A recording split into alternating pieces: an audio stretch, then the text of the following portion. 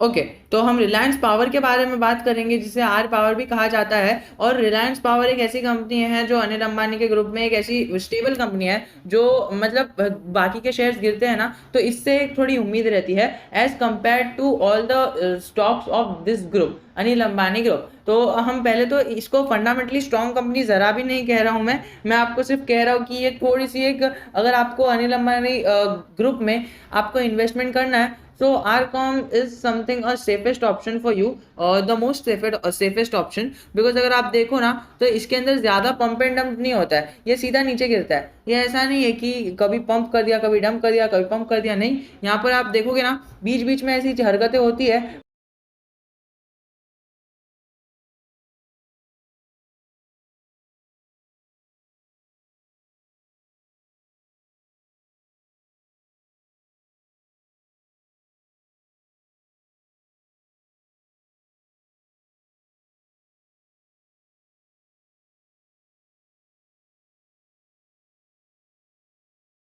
But इतना ज़्यादा नहीं होती है। वो क्या होता है यहाँ पर ग्रेजुअली इसका स्टॉक पैटर्न का देखोगे ना तो आपको नीचे ही दिखेगा।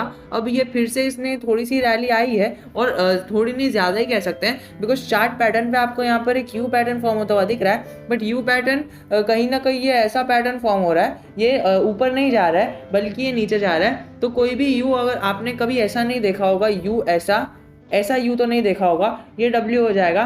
पर डब्ल्यू पैटर्न अगर आप देखोगे ना यहाँ पर, तो इसको थोड़ा सा वो होना पड़ेगा, ऐसा होने के बाद ऐसा होगा।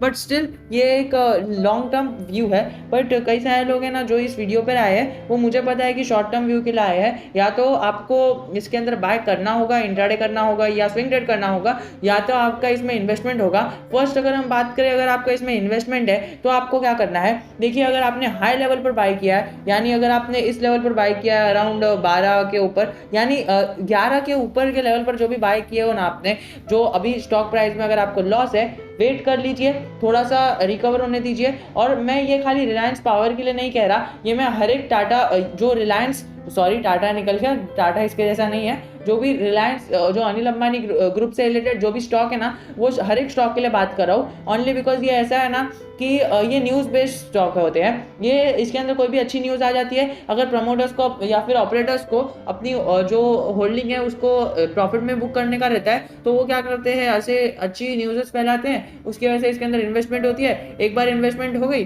तो न्यूज़ बेस्ड शेयर बन गया, और फिर बाद में इसको डंप कर देते हैं हैवी सेलिंग करके, और फिर जो जिसने इन्वेस्ट किया है अभी अभी वो फंस जाता है। यहाँ पर देखोगे आप एक यू पैटर्न फॉर्म होता हुआ दिख रहा था, बट अभी इतने टाइम से हमें गिरावट ही दिख रही है। फ्रॉम अराउंड 1 मंथ ये गिर ही रहा है, 1 मंथ भी नहीं, 2 महीने हो गए हैं ये गिर ही रहा है। और इसने अगर करेक्शन की बात करें तो इसने अराउंड करेक्शन जो दिया है वो 30%, 35% के आसपास की करेक्शन दे चुका है स्टॉक। क्या और नीचे गिर सकता है, या फिर जो लेवल से ये उठा था क्या फिर से उधर तक आ सकता है, हम वो तो नहीं जानेंगे। बट हम जो मेन चीज़ बात कर रहे हैं ना, मैंने तो आपको यही कहा था कि इसमें लेटेस्ट मतलब जो एंट्री है वो मत लेना लॉन्ग टर्म के लिए। बट जिसने शॉर्ट टर्म के लिए इसको होल्ड किया था, अगर ऊपर के लेवल पे बाय किया था, वेट कर लो, ऊपर चले जाएगा तो बेच देना। या फिर अगर आपको बाय करना है, देखिए मैं तो आपको नहीं कहूँगा कि ऐसा कुछ न्यूज़ आने वाली है, मुझे तो नहीं लगता है कि ऐसी कोई अच्छी न्यूज़ आएगी जिसके चलते ये स्टॉक ऊपर चले जाएगा। बट अगर आपको इसमें एंटर करना है तो आप ये ध्यान रखना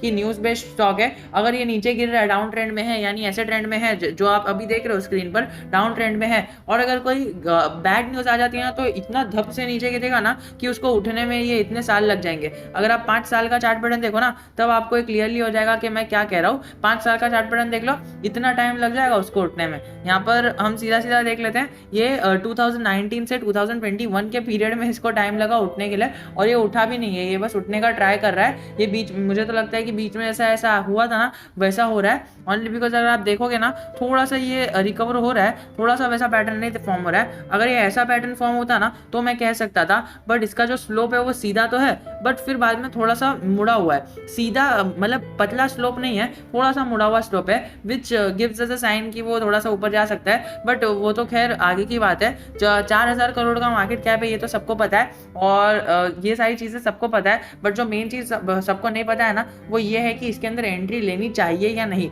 देखिए एंट्री के लिए तो मैं कभी एनकरेज नहीं करूंगा ऐसे किसी स्टॉक में, फंडामेंटली वीक स्टॉक में, बट अगर आप आज का इसका ट्रेडेड वॉल्यूम देखोगे ना, जिसने इसे 1.75% की अपर मूवमेंट दिखाया, वो दिख रहा है कि यहाँ पर 1 करोड़ शेयर्स की ट्रेडिंग हुई थी, उसमें से उसकी जो वैल्यू थी 1200 लाख की आसपास की वैल्यू थी। और अगर इसका डिलीवरी परसेंटेज देखें ना तो यहाँ पर शो नहीं हो रहा है। I don't know why this is not showing. Okay, I think because ये है ना इतना मूवमेंट हुआ है, अभी पता नहीं, अगर कुछ अपडेट होता है तो मैं आपको डिस्क्रिप्शन में डाल दूंगा। बट स्टिल अगर हम इसके मनी कंट्रोल पे जाएंगे तो हमें अच्छे से ये बता देगा। मनी कंट्रोल पे से हम ये भी देख लेंगे कि इसका 1 वीक का जो एवरेज है वो क्या है। वैसे तो हमने पिछले वीडियो में देखा था कि इसका एवरेज जो है वो 2-3 करोड़ के आसपास है, बट आज का अगर वॉल्यूम देखें तो 1 करोड़ का है, पर फिर भी इसके अंदर 1.75% की अपवर्ड मूवमेंट आई है, जो मुझे तो लगता है कि आगे जाके फिर से ये गिरने वाला है। अब आपकी क्या राय है कमेंट सेक्शन में, मैं बैठा हूँ जानने के लिए। बट अगर हम इसका जो कौन है वो एक बार देख लेते हैं,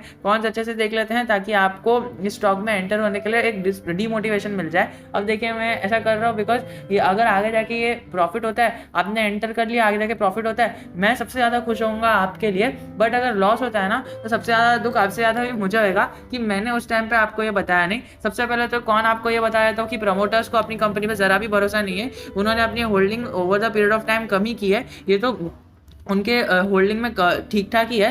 पर अगर आप दूसरे कोई भी शेयर को देखोगे ना तो उसमें तो 1%, 2%, 0% ऐसा है रिलायंस के शेयर में। बट अगर आप प्रमोटर्स को देखोगे ना 2018 से ग्रेजुअली अपनी होल्डिंग कम किए जा रहे हैं, और हर एक क्वार्टर में कुछ ना कुछ धमाका लेके आते हैं, अपनी होल्डिंग को कम कर देते हैं। 15-16% से 9% कर दिए, अब पता नहीं 9% से और कम कर देंगे क्या, क्योंकि देखिए DIS को भरोसा नहीं है। ये DIS के वो लोग हैं जिनसे इन्होंने उधार लिया था एंड देन वो पे नहीं कर पाए, इसीलिए शेयर्स दे दिया। और FIS को थोड़ा सा इसके अंदर इंटरेस्ट है और गवर्नमेंट की थोड़ी सी होल्डिंग है। बाकी तो पब्लिक जमी हुई बैठी है, जहां शेयर सस्ते में मिला, गिरना चालू हुआ, हमने ले लिया इस व्यू से कि आगे चले जाएगा। और अगर इसका यहाँ पर देख ले रेवेन्यू और इसका बोरिंग्स देख ले, बोरिंग्स की बात करें तो बोरिंग्स तो इसकी 6 करोड़ की है, 6000 करोड़ की है, और रिजर्व भी 6000 करोड़ के है, which is equal to borrowings and reserve. तो डेट फ्री तो जरा भी नहीं कह सकते हम, लेकिन हाँ डेट फ्री कह सकते हैं बिकॉज इसके रिजर्व थोड़े से ज़्यादा है और इन्होंने अपने रिजर्व्स को कम किया है। बट खैर मैं तो इस कंपनी के बारे में अच्छी चीज़ें भी बता रहा हूँ